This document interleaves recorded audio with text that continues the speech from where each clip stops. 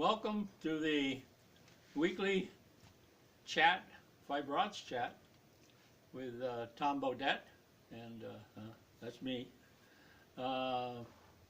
And we'll cover this week the general characteristics of the weaving yarns that most hand weavers choose for fabrics, pretty much on average. Now, last week we talked about the fibers that go into making up these yarns and general characteristics of those fibers.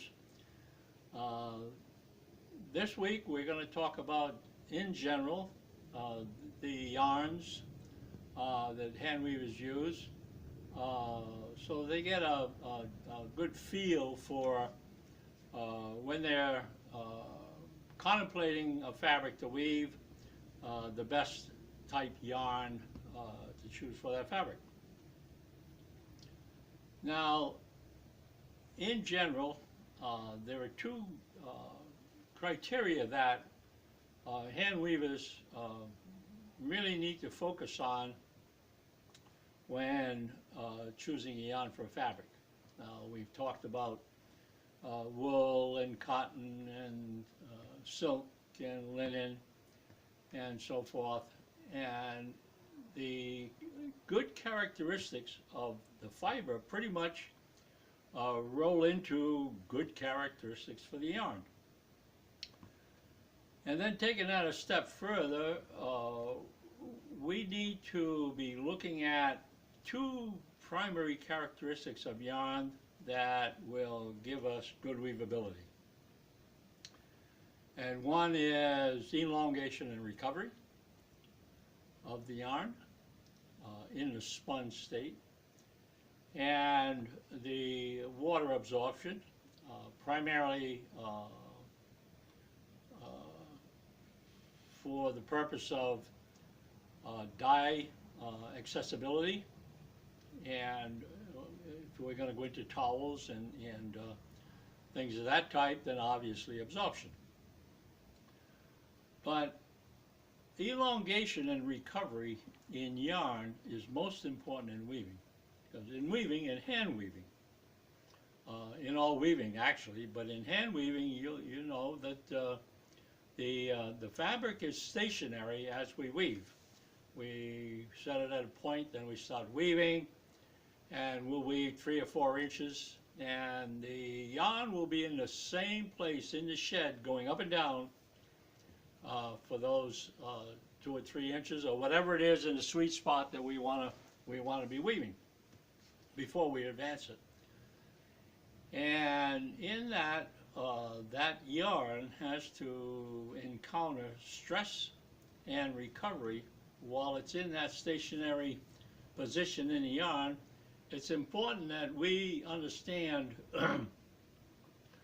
the concept of elongation and recovery.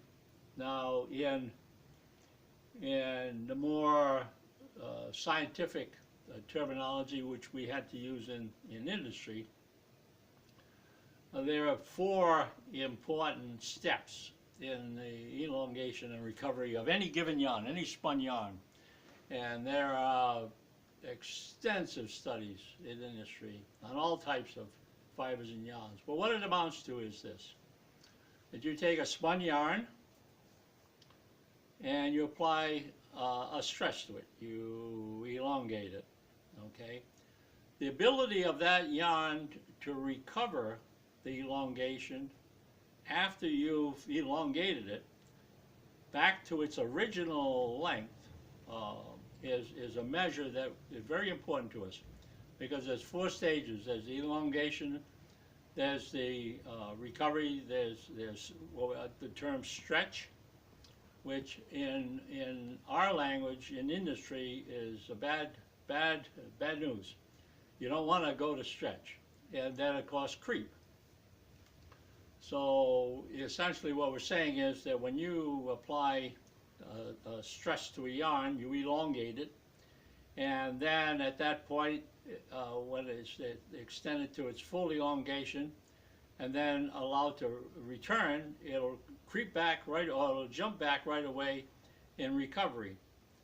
And then over a period of maybe 24 hours, it will creep, and that will, if allowed to the time, it will return to its original elongated or length.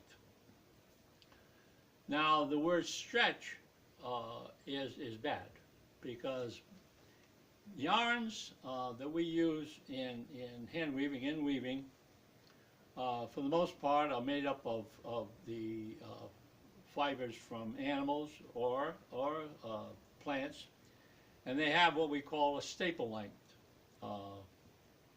All wools of various breeds, the hair naturally, or the sheep's, it actually grows to a certain elongated state, and we refer to that as staple. And based on the staple length of whatever fiber it is that we're spinning, will determine how fine we can spin that yarn, and we can determine ahead of time the best turns per inch to put in to get the elongation and recovery that's ideal, so that we don't go to the stretch part.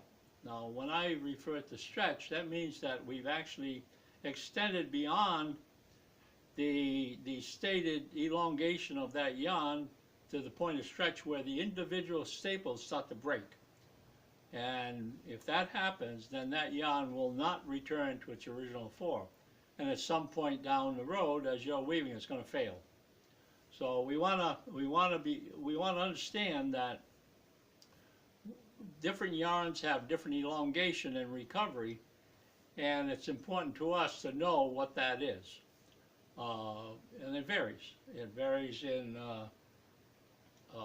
fibers. It varies based on the turns per inch, and it varies whether it's a staple fiber or what we call